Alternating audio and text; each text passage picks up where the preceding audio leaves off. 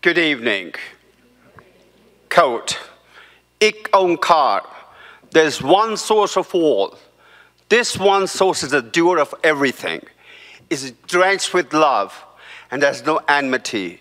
This timeless, creative energy is in all of us and in all else that surrounds us, in any shape or form or formless. We are all part of this grace. End quote. This is the opening passage of the Guru Granth, the Sikh scripture, our teacher. Many call this one source God. Now the question arises, how can one reach this ultimate goal of oneness with all that surrounds us? The answer lies in the three tenets of Sikhi that Guru Nanak, the founder, set forth. 1, always be aware of the connection with the source. 2, work in an honest and truthful manner.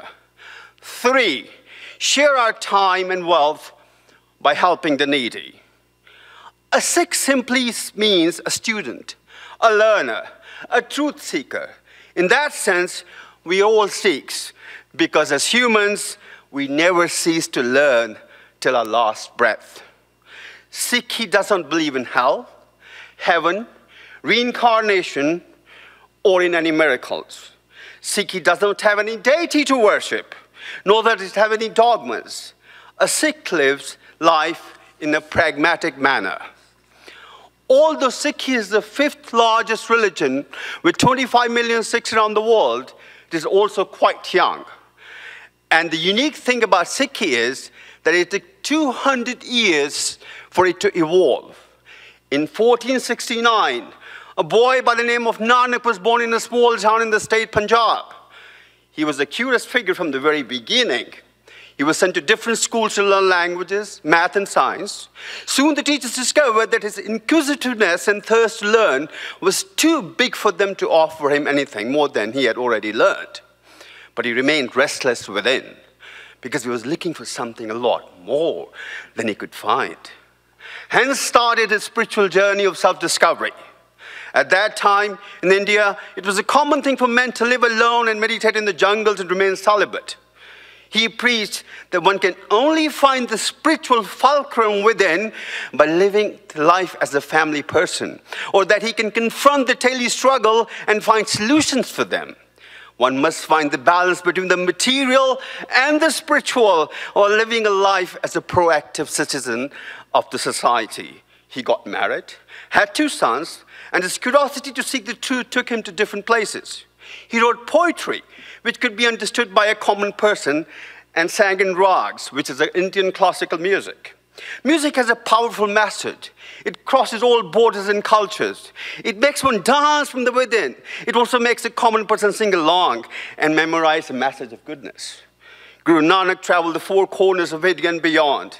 He said that there's no Hindu, no Muslim. We all come from one light. Guru Nanak was the first feminist of his time in the 15th century.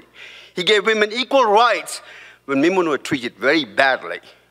After all his travels, he chose his successor, not to create a dynasty, but the best part who could spread this message. The second guru was Angad, who carried on the same message of oneness and equality.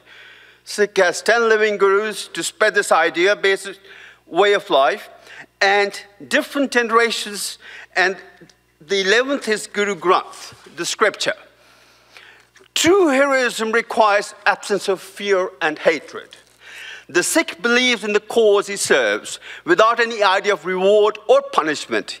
He believes optimistically in the ultimate victory of the moral order. The sacrifices of our gurus and many who follow them demonstrate that. We all know about the caste system in India, which was very prevalent some 500 years ago. To eradicate this system and promote equality, Guru Nanak created free kitchen for all. He offered the free meal to all, whether one is a king or a pauper, a high-caste Brahmin or a lowly cobbler, all sitting side by side, breaking bread together. This free kitchen and a bed to stay for a day or 2 are available in the gurdwaras all around the world for anyone and everyone. This is a part of selfless service in Sikh called Seva. Harmandir Sahib, widely known as the Golden Temple, is situated in Amritsar. 70,000 meals are served daily there to all of any hue, creed, or faith. The golden temple was designed and constructed by the 5th Guru Arjan, and the foundation stone was laid by the Muslim by the name of Mian Mir, once again to show the sign of equality among all religions. One more interesting part of this place is that one has to climb down in order to reach the sanctum sanctorum of Sikhi, which is a sign of humility. The 5th Guru Arjan, they first compiled the Guru Granth in 1604 in the city of Amritsar. Guru Granth contains hymns of 6 gurus, 30 composers, which include Hindus and Muslims. Here, the Sikh, the Muslim, the Brahmin, and the untouchable all meet in the same congregation of holy souls to create a truly universal scripture of our world. Guru Granth is written in 22 languages. In addition, our 2nd Guru designed a phonetically complete Gurmukhi font to meet the need of inscribing the multi-linguistic scripture that's also musical on 1429 pages. It has been preserved in its original form since its last completion by the 10th Guru, Gobind Singh, 1705. The poetry of Guru Granth is in itself a subject worthy of the highest consideration. Music forms the basis of the rhythm and the classification of hymns.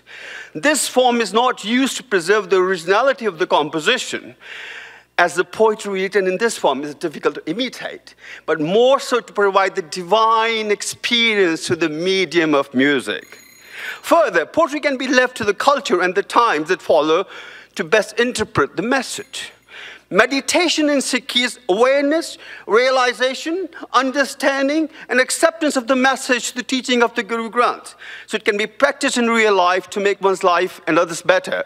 It's a helping hand, a shoulder to lean on, a handkerchief to wipe someone's tears, arms to embrace the solace, a smile to erase the frown, laughter to soothe the weep.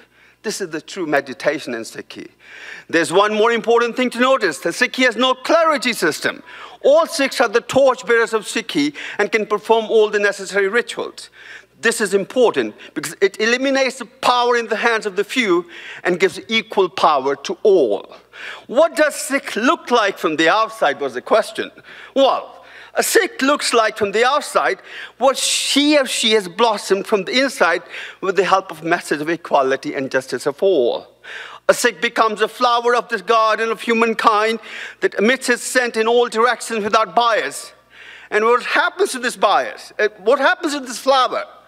Let me close by saying what the Guru Granth Sahib says about this flower. Quote, I have no animosity against anyone. I see no one as stranger.